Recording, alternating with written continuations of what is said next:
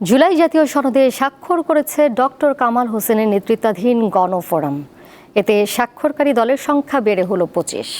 এদিকে জুলাই সনদ বাস্তবায়নের আদেশ জারি ও নভেম্বরের মধ্যে গণভোট সহ 5 দফা দাবিতে 3 দিনের যুগপৎ কর্মসূচি ঘোষণা করেছে জামায়াতে ইসলামী ও ইসলামী আন্দোলন সহ সমমনা 8টি রাজনৈতিক দল।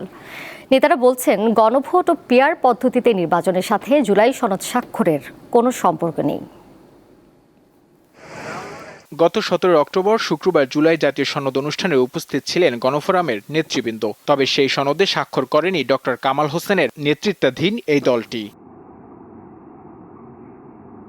রবিবার দুপুরে জুলাই জাতীয় সনদ স্বাক্ষর করতে গণফোরামের ভারপ্রাপ্ত সভাপতি সুব্রত চৌধুরীর নেতৃত্বে 5 সদস্যের প্রতিনিধি দল যায় জাতীয় ঐকমত্য কমিশনে। এ নিয়ে গণফোরাম সহ 25টি রাজনৈতিক দল জুলাই সনদে সই করল। যে ঐক্য বাংলাদেশে আজকে সমস্ত দলগুলোর মধ্যে যে তারা যে একটা ঐক্য সৃষ্টি করতে পেরেছে অভূতপূর্ব।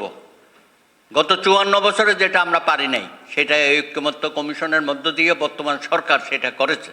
জাতীয় ঐকমত্য কমিশনের আশা, বাকি দলগুলো জুলাই সনদে স্বাক্ষর করবে। আমরা সবসময় সকলের প্রতি আবেদন জানাচ্ছি যে যারা বাকি আছেন তারা যেন স্বাক্ষর করেন, কারণ এই দলিল কোনো কমিশনের একক দলিল নয়, এটা সকলের সম্মিলিত প্রচেষ্টার রাজনৈতিক অঙ্গীকারপত্র।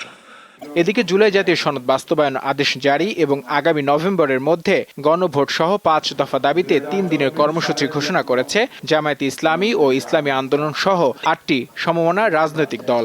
জুলাই জাতীয় সনদ বাস্তবায়নের আদেশ জারি, উক্ত আদেশের উপর আগামী নভেম্বর মাসের মধ্যে গণভোট আয়োজন করা। জামায়াত নেতারা বলছেন, গণভোট ও পিআর পদ্ধতিতে নির্বাচনের সাথে জুলাই সনদ স্বাক্ষরের কোনো সম্পর্ক নেই।